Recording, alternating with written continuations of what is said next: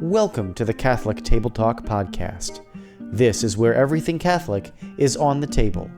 New episodes Thursdays at 9 a.m. Eastern on most podcast platforms. Here's your host, William Sauber. And welcome back to the show, everyone, here at Catholic Table Talk podcast. So thankful for you to join us today as we are on episode 189. If you're new to the show, welcome. Please give us a like, subscribe, and share the show on any platform that we are on. Also, visit our website, CatholicTableTalk.com.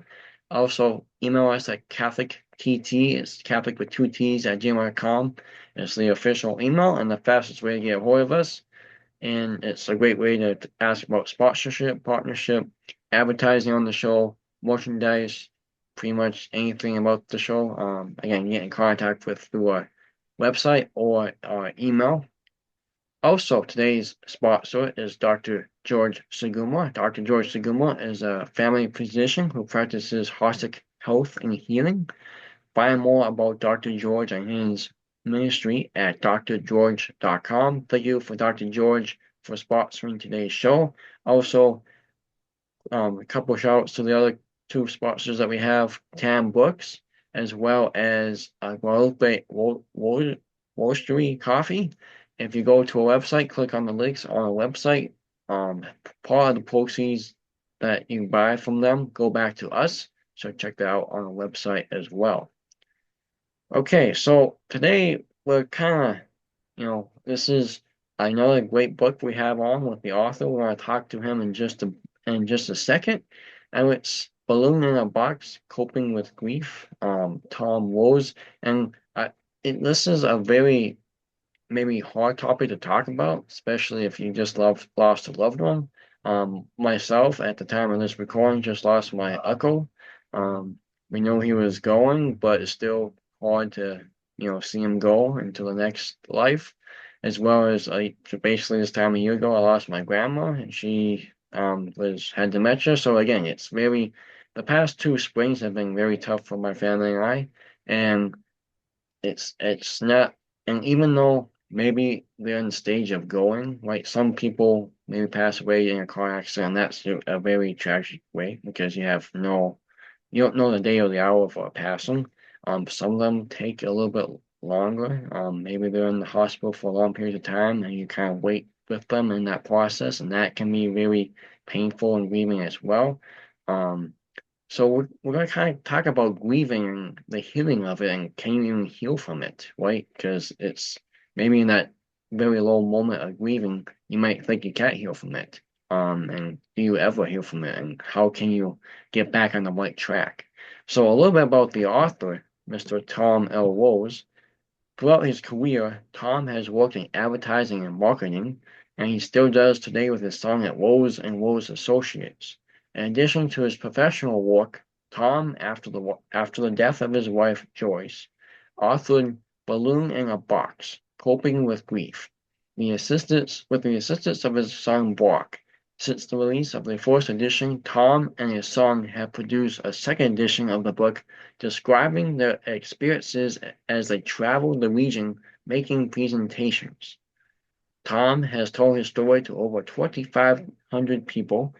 His mission is to help those dealing with grief, not to fix it, but to help them discover a path to a new normal. Tom is available for speaking engagements and presentations near you.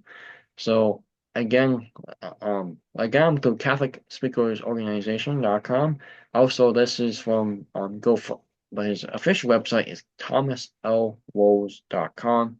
And before we bring Tom on, I do have to say the last part, but to help them discover a path to a new normal, because I've heard that before. It's you don't really fix it, like I said, you don't really maybe heal totally from it, but it's a new normal, and this is his mission, and this is what he does best. So without further ado, let's welcome on the author of Balloon in a Box, Thomas Rose. So Mr. Rose, thank you for just your willingness to come on the show today, and thank you for what you do, bringing maybe a little bit of hope and a little bit more of healing to people throughout the nation. Well, thank you, Billy, and it's Tom, so you don't have to call me Mr. Rose for the next hour, okay? Uh, yeah, it's been an interesting journey. Like you said, after the death of my wife from breast cancer, why I ended up writing the book at the encouragement of a friend who had read my journal notes I've been keeping on my computer, and I kind of caught lightning in a bottle, I guess is the best thing to say, because I wrote the book at first while it was COVID year. So my wife died in 2019, so I wrote the book in 2020, and that was a COVID year, so I couldn't go out. So what the heck, I might as well write a book, right? Yeah. I'd never written a book before. I'd written a couple of cookbooks with my wife, but never a book. So it Okay. was a wild journey. But here I am. I just delivered my 150th speaking engagement with the book, actually to a Catholic organization called Legatus in Fort Wayne, Indiana. It's a big philanthropic group, and I had about 100 people, so it was a really interesting evening, meeting all the people and everything, and talking and making my presentation. So that's where I Awesome. am now. Yeah. So That's always good to hear where the authors have come from and what they're doing now. That's for sure. So, if you could, Tom, just maybe dive a little bit deeper into just the story of your book and the speaking that you really do. sure, sure. And how much do you do it, and Yeah. what you're looking for when people ask for you to come and speak. Yeah. Well, first of all, to start my story, uh, my wife and I were on Fox Television, the uh, regional Fox Television for about 13 years, doing a Thank you. cooking episode every Wednesday morning. We did it for 13 years, never missed an episode. But Wow. so we did that our life, and in 2003 we moved from the country back into the city. In fact, we moved in by a golf course in a villa, and that's when we discovered my wife had breast cancer. In 2004, she had chemo and a mastectomy, and again in 2000, unfortunately, again in 2005. But then she was cancer free until 2017.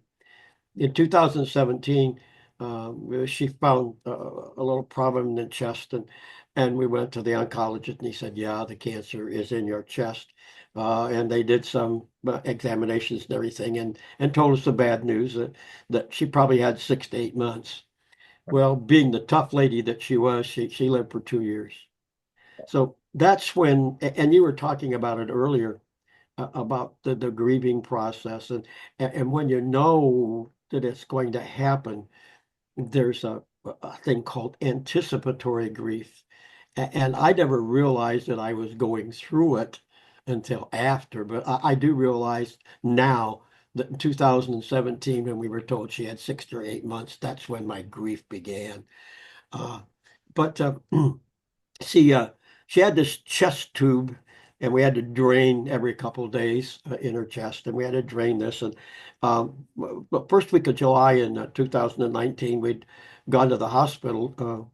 For she had the cancer started to spread, and it was in her brain, and she was doing some radiation treatment. We'd gone for the radiation treatment, and I told the doctors I was having trouble with the chest tube and the drainage, and they said, let's get that taken care of. Well, make a long story short, they admitted her to the hospital. That was on a Monday. On Tuesday it was plan A. On Wednesday it was plan B. On Thursday it was maybe back to plan A. And on Friday it was, well, let's talk about it. We don't know what we're going to do. And on Saturday, she said to me, Tom, I'm done. I just want peace. I want to go into hospice. So that decision was made, and we told the family on Sunday and on Monday. Well, being the smart person I am, Billy, you'll understand this. I knew that there were going to be a lot of people in my home because she was going to be on hospice. So I came home that Sunday, and I cleaned and polished and cleaned. In fact, you could have eaten off the bathroom floor when I was done cleaning. And Nice. went back in on Monday, and the lady came in from hospice and said, well, Mrs. Rose, she said, you have two choices. You can go home or you can stay here in the hospital on hospice. And my wife said, I want to stay here in the hospital. Now, I was like a knife in the chest. I thought she doesn't want to be with me. I know now she did that, so I didn't have to do anything. Right. She was in hospice for 3 weeks in the hospital. I was there 24/7. Well, my family would come and relieve me about 4 o'clock, and I'd come home and change clothes, check the mail, and do these things. But I was there all the time. Slept there every night in that lounge chair they have in the hospital room. Oh, Uh, she lived for 3 weeks with nothing but pain pills and water. And I tell you, Billy, and someday, and maybe you've been through it, or maybe you'll go through it. Uh, I tell people, all I could do sit there and hold her hand, feel her pain. I couldn't read, I couldn't watch television, I couldn't listen to music. All I could do is just hold her hand and sit there and think. Now, when you think 14, 16 hours a day, when that's all you do for 3 weeks, strange things happen. You begin to question everything you believe. You don't change it particularly, just question. You think about all the things you've done in your life. You understand that you're selfish. Everybody is. I mean, a lot of times we think we do things we say, oh, we do this for so and so, but maybe deep down it's for us too. yeah. You discover all those things. In fact, when I do my presentations, I challenge people just to go sit in a room for 2 hours. I say, go in the room, don't listen to music, don't watch TV, don't read, don't even pray. I mean, you were supposed to pray, but don't even pray. Just sit there and think. Think about your life. Think about it. And you'll discover things about yourself. And like I said, I did this for 3 weeks, 16 hours a day. But anyway, the Thursday, she died on a Monday. The Thursday before she died, my granddaughter's has a beautiful voice. In fact, she graduated from college in theater arts and music. And my wife had said, I won't get to hear Amanda sing again. And so I had said something to the family. So when they came that day at 4 o'clock, I left. I guess my granddaughter put on a concert for the whole hall, a whole wing of the hospital. So my wife got to hear her sing again. But I went back that evening, and uh, now you got to remember she'd been laying there for almost 3 weeks, and it's nothing but pain pills and water. And all of a sudden, she sat up in bed and she was very lucid. She says, "We have to talk." Now, Billy, when my wife said we have to talk, we have to talk. Right. And so we had a long conversation, talked about our lives and the family and things we'd done. And the last thing she said to me was, I love you. I'll see you in church. Now, I always tease women about saying, can a woman say a sentence without a command at the end? Like my wife said, I love you, I'll see you in church. I had a command at the end. I have to go to church. Um, I guess a little bit, Bill. Yeah, we were married 58 years. Missed Wow. 58 years by 2 weeks. Uh, we knew each other for 59, a little over 59 years. Our life was fun. We had fun in our lives. So we had our ups and downs, we had our financial worries, and we had this and that. But we managed to get through 58 years. And we got through 58 years because we both had a sense of humor. My wife's was a zinger. She liked to zing people, or zing Wow. particularly me. Yeah. And I'll give you an example. One night we were standing in our kitchen cleaning up after dinner, and we got to talking about mistakes. Okay. And she got hung up on a mistake. She wouldn't let it go. And I finally said to her, I said, Joyce, sooner or later, you have to embrace your mistakes. A couple of minutes later, she walked over, gave me a kiss on the cheek and a hug, and walked out of the room. And I went, oh, wait a minute. She just embraced her mistake. She zinged me. So that's the way kind of. So Sure. that's why I can sit here and smile and laugh now. It's been almost 6 years. But like I say, it's been an interesting journey for me so far. I know I've got to go on it. You're never off of it. Um, the grief's got to be with me. But see, I don't call it a journey of grief, Bill. Bill or Billy, Miss Billy, right? I'm Yeah. calling you both there. uh, I call it a journey of love Okay. because without love, there is no grief. You don't grieve for somebody you didn't love. You talked about your grandmother. You loved your grandmother. That's why you miss her and you grieve. And your uncle was the other one. Yes, sir. Yep. Same thing. So they were family, you loved them, so that's why you grieve for them. Um, but think of it as a journey of love because you loved your grandma. That's why you grieve for her. And remember the good things, remember the fun things. I facilitate grief groups, and what I'll usually say is, tell me something funny about your grandma. Can you got something right off the top? Right. I A mean, funny story about your grandma? yeah, I mean, one of the things she always, well, I guess it's not really now you got me, now you got me thinking. Well, no, no, but But but a off the top, memory that makes you smile. I mean, just a memory that makes me smile. She always, had the best Rice Krispie bars. So Okay. Yeah, there you go. there's There you always go. a fun time when she made Rice Krispie bars in the house. So Okay. yeah, Yeah. nothing funny, but it No, was no, something. no, but that's a pleasant memory. See, that's a Yeah. pleasant memory you Yep. have. So when you think of your grandma, you think of Rice Krispie bars, Yep. See, when I think of my wife now, I mean, although 58 years of marriage, I still think of her zingers. I still remember her zinging me, and us laughing about it. Another example, was our, I don't know, one of our anniversaries, and we were out to dinner, just the two of us, and I said to her, I said, Joyce, why did you marry me? And she said, because you're funny.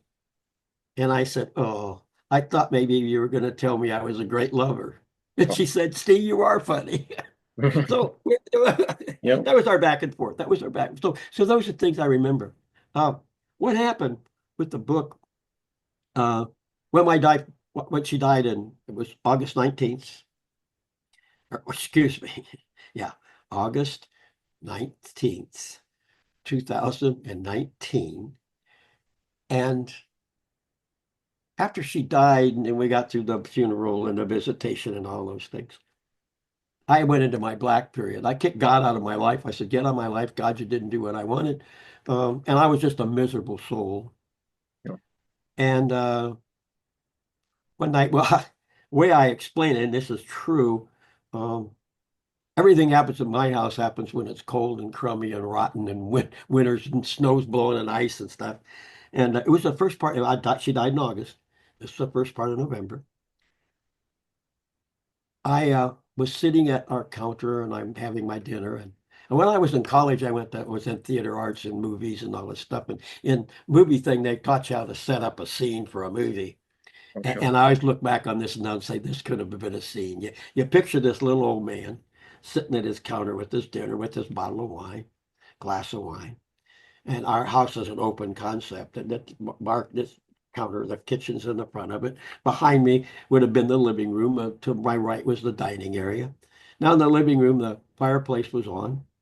I think Frank Sinatra was playing on the stereo. Good one. And I'm Yep. having my dinner and I'm feeling sorry for myself. Uh, and I believe I got up, changed the record, but I caught my foot on the other bar stool and I fell on the floor.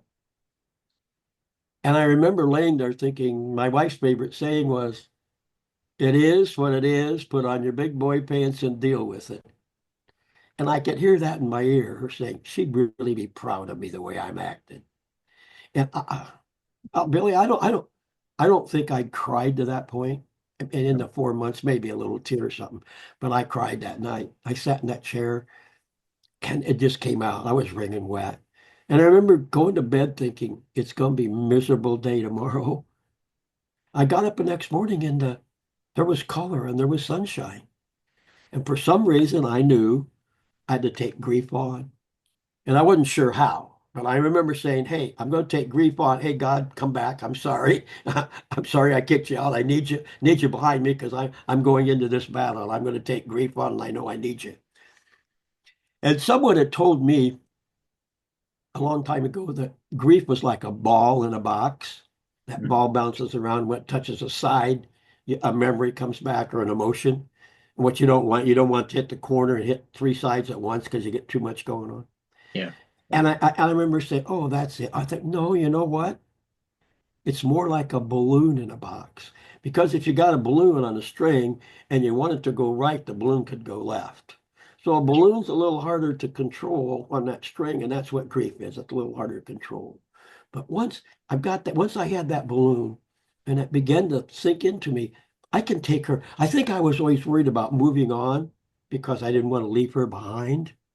And once I had that balloon with all of our memories in it and everything, I knew I could move forward and take her with me. So that night, I call it my epiphany. And my family priest gets a big kick out of it when I do that. Uh, but I was able to begin to move forward. And then holidays came, and shortly after that, my friend talked me into writing the book. And, like I say, it's been a wild experience since. No, absolutely. I mean, That's my story. That's my story, Billy. yep. No, happy that you shared it with us because it's really, I mean, I think a lot of people go through that, right? I mean, my grandma was in the assisted living for quite some time before she passed, Mhm, so I was actually down there the day that she died, just a couple hours before she died. She died. We were driving home still, and she passed away. So, uh-huh, and I like how you said it's a journey of love, like, because yeah, I mean, we kind of forget why we grieve. We grieve because we love them. mhm. And that's that. I think we tend to forget that during that time. And I mean, you're not the only one done, who's been in a dark place after someone you love die. I mean, Right. I've known people who've done the same thing you have done. Mhm. It's yeah, it's a tough place. Like I was saying in your in the intro in the bill, that how you kind of deal with it, right? Because it's the joy of love, and I'm not sure if you really follow sports, Tom, much or Yes, I the do. okay. Some sports, yeah. So like so I'm a big Vikings fan. There's Okay. and I don't know if you know Mike Zimmer, the past Hmm. head Yes. coach. But when Teddy Bridgewater, the quarterback from the Vikings, went down a few years back, I mean the whole state was crying because we loved Right. it. And this is terrible. The season hasn't started yet, and the season's way over. Right. And I remember Mike, head coach, he just stood at the podium, kind of just like, yeah, it stinks, but you know what? I had the same thing. My wife passed away a few years back. He's like, it was a tough night for me. But he's like, you know what? The sun rose the next day. People went to work. Life continued. You gotta move forward somehow. He's like, so, and that really stuck with me. And that really, with what you're saying, it really what came back to me with what he said too. And it's, I have yeah, we just did it's been a couple of years ago, uh, did a big presentation, about 500 people. And I ended up doing that presentation in front of these people. Uh, the biggest audience I'd ever had. I had 40 or 50 people. All of a sudden, I've got 500. It's all new to me. Uh, but I kind of came up with a theme that uh, life continues. You have to embrace the changes. And so that's kind of been part of my thing now, understanding it. And that's why I end all my presentations, by the way, as I say, remember, you know, it's not a grief journey, it's a love journey, and life continues. Embrace the changes. And that's what you have to do. And your coach is exactly right. You just, you got to move forward. Like I say, I facilitate some grief groups, and I've talked to people who are so deep in that dark place yeah, that it's hard for them to get out. One of the things that happens and I tell people that grief is the same, only it's different. yeah, It's the same for everybody, only it's different for everybody. that's true. Uh, some people get very angry. I had one little episode of anger one day. One morning I woke up and this was a year afterwards. All of a sudden I was so angry. I kicked the chair. I cussed at God. I cussed at my wife. And then I had to apologize to God and had to apologize to my wife that night. Because what I do is, and I still do it, I get up every morning and say, okay, um, this is what the day's going to bring, and if I walk in Jesus' footsteps today, can I do that?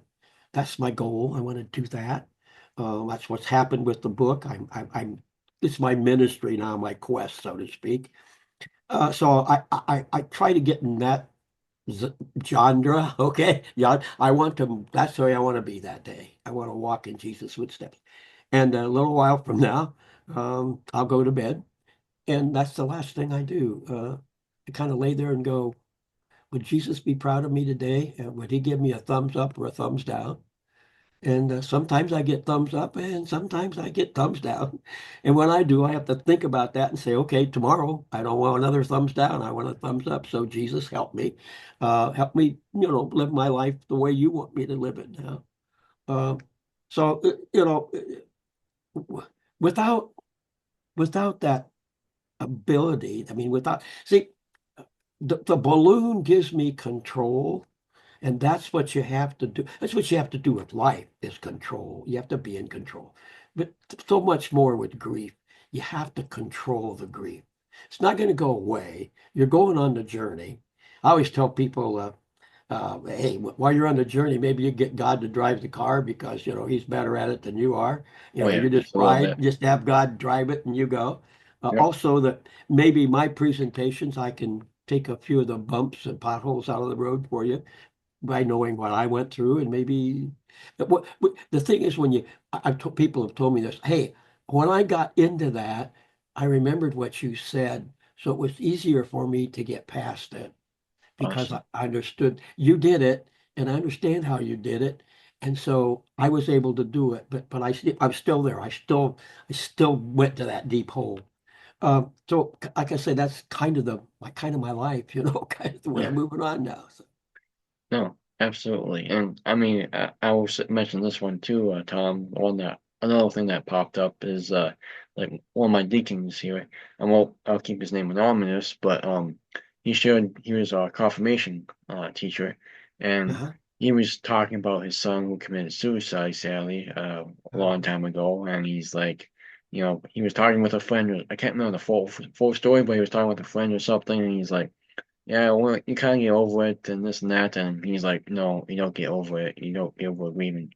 Learn to live with it, but you don't get over it. And that's again going back to what you were saying. It's a joy of love, and and it's so true. And I do want to ask this question to you too, Tom. I mean, for someone who's especially in the dark, because if you're in the dark, you maybe don't think you're straight, you don't think clearly, you're completely in despair, right?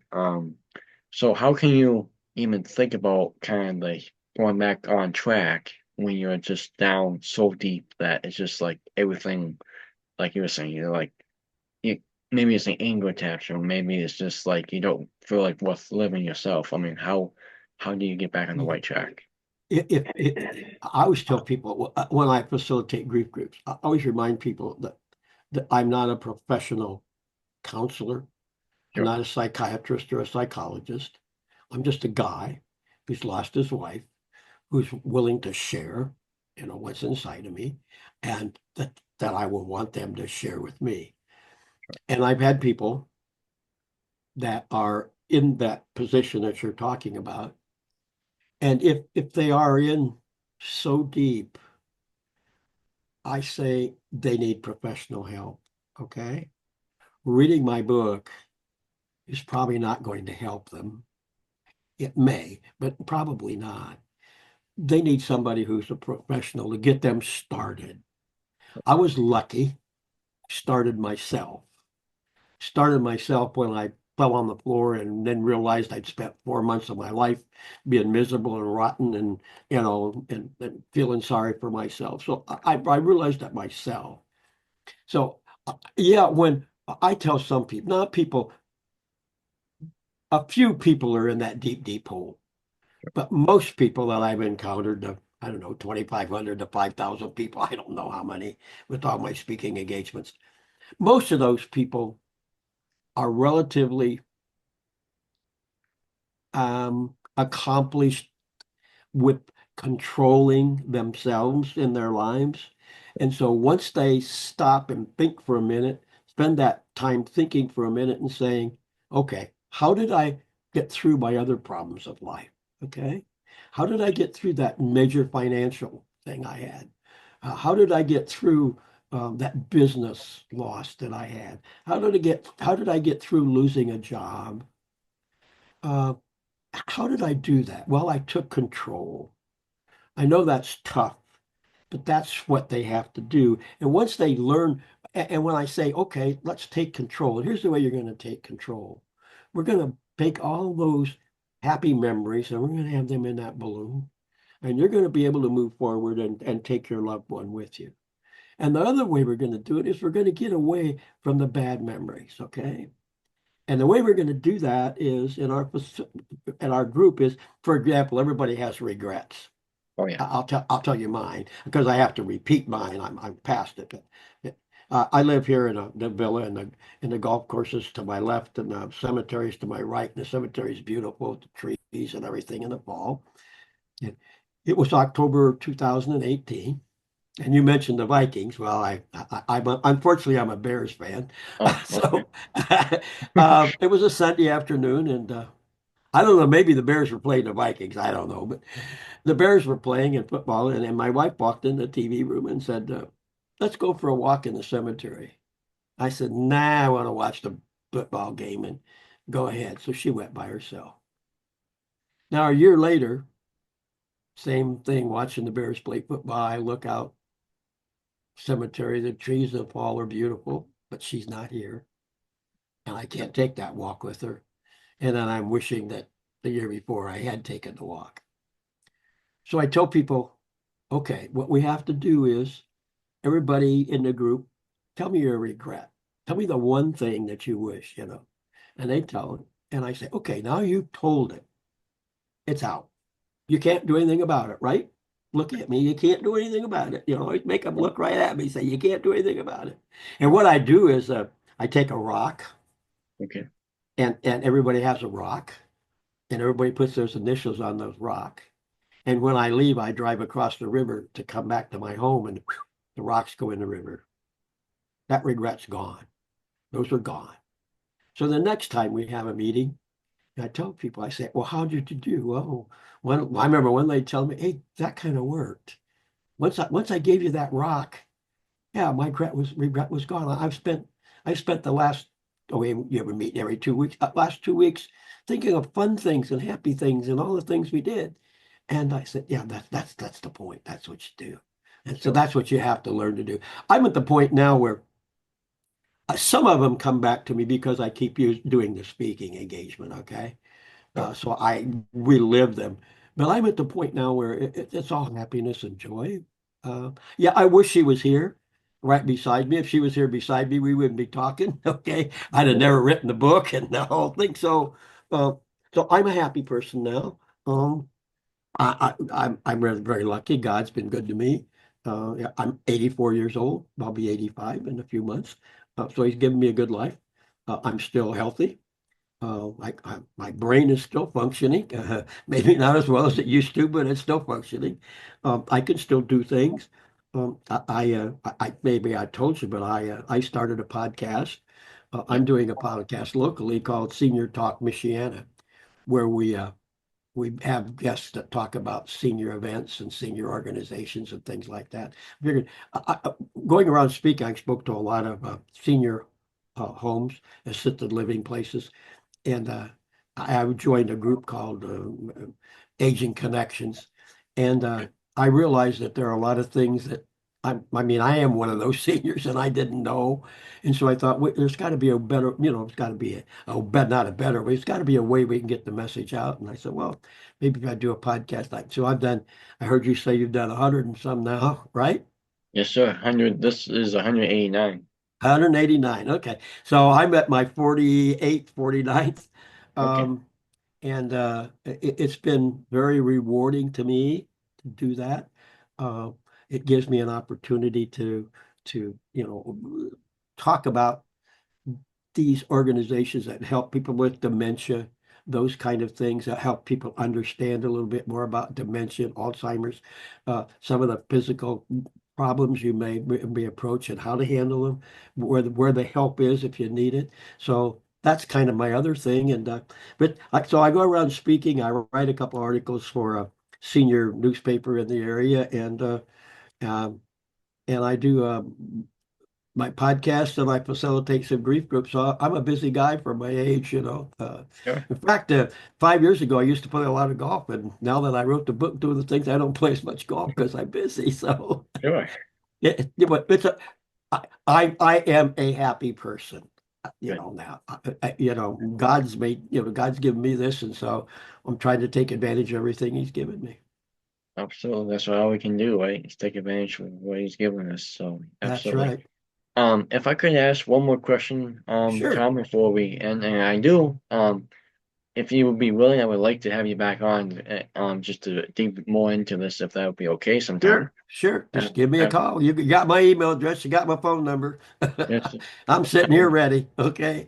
Okay. So I got one more question before we end the show tonight. Okay. Is kind of just briefly explain like what in the book was there any maybe doubt about not writing the book? Saying again, I'm not a writer. I know you had your son writing with you. Did you have any doubt writing the book? And then what was your favorite part writing the book, and how did you feel like that would benefit others? If that makes sense. Yes. Okay. The book.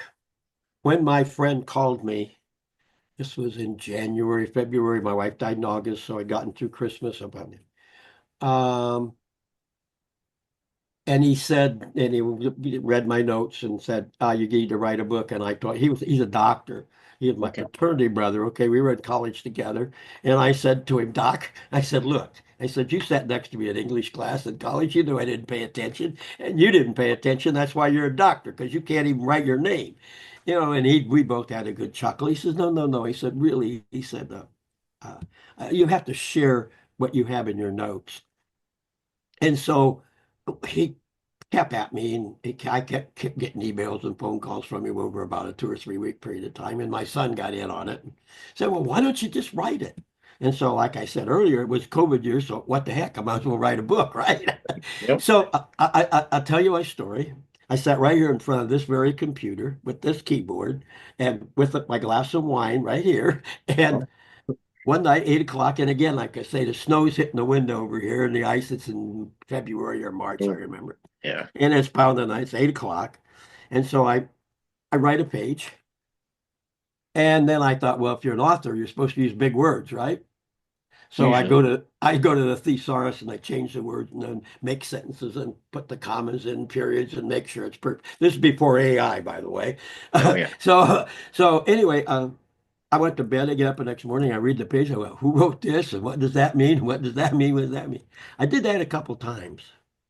Finally, one night, same situation. It's probably 8 o'clock. I'm in miserable weather. My glass of wine from dinner.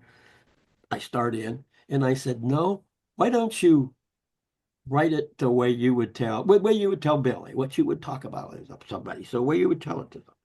So I started in and I didn't worry about punctuation, sentences, commas, words. I just typed. Sure. All of a sudden it was 3 o'clock in the morning and I have page after page after page. So I took that in my original notes and those pages, got together with my son, and he read through them, and we then do this, do that. And so I got the book. It was done. And I thought, well, I've been in the advertising marketing business. I know a printer. I'll print a couple hundred copies and then it'll maybe sell a few to pay for it and it'll go away. Yeah.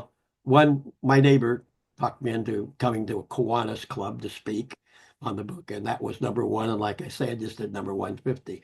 In that process, after that, I got cocky and thought, yeah, I'm an author now. So I wrote a novel.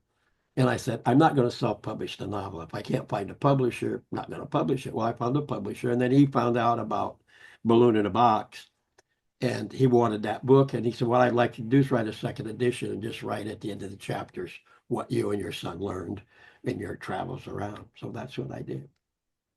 My favorite part of the book,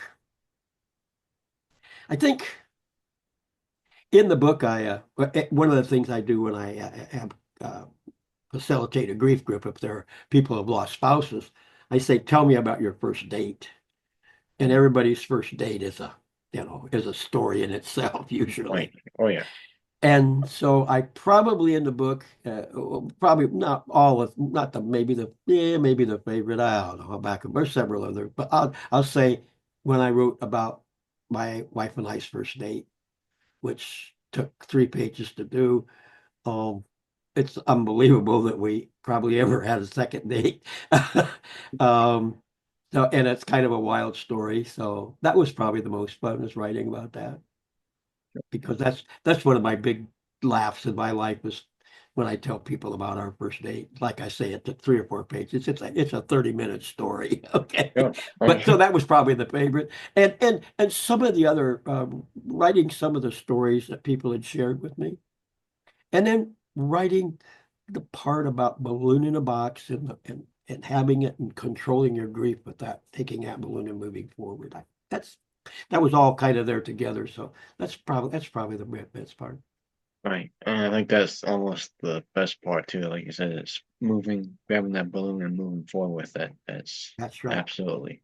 Yeah. Okay, I'm sorry, Tom. I have to one more question. What you talk about wine, what is your go-to wine? What is your favorite wine? Favorite wine? Wine, yes, sir. Cabernet. Cabernet, okay. Yeah. I'm I'm more of a beer guy, so but Okay. Well, if I'm a beer guy, then I have to drink Stella. okay. I'm more And of the a only reason, and the only reason is, okay, I just like saying Stella Artois. So when somebody asks me what kind of beer, I say I'm a Stella Artois. It just sounds classy, oh yeah, rather than saying, I'm a Bud. No, no, I'm a Stella Artois. So okay, that and is. you can see I have fun with it. Okay. Yeah, Yeah. absolutely. I mean, like I said, I'm not a wine drinker. I've tried a couple and they have been really good. But yeah, so I always like to ask what people's favorite wine and Yeah. that stuff is. So I drink awesome. Cabernet. I drink Cabernet. I drink Chardonnay, depending on what I'm eating. So, Oh if yeah, I'm having absolutely. chicken and pork, I drink Chardonnay. If I'm having beef and that Italian stuff, I have a Cabernet. So, Awesome. Well, maybe when the lunch is over, I might have to try one of those.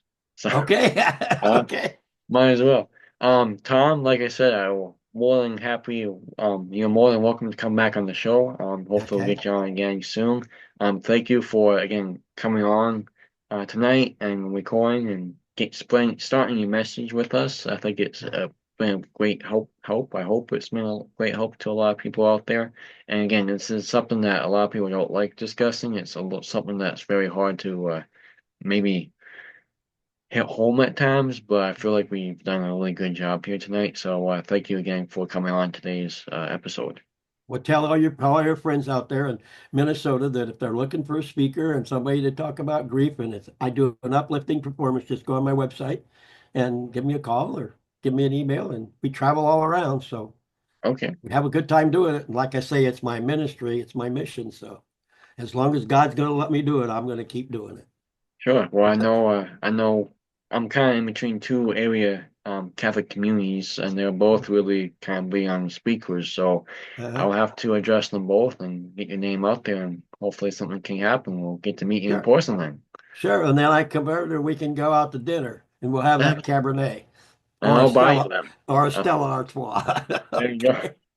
All right, Tom, what was everyone? We'll have the links down below for him for quick access. Again, TomLWolves.com, the author of Balloon in a Box, Coping with Grief. Get it before our next show with them. Hopefully sometime soon in the future, so be on the lookout for that.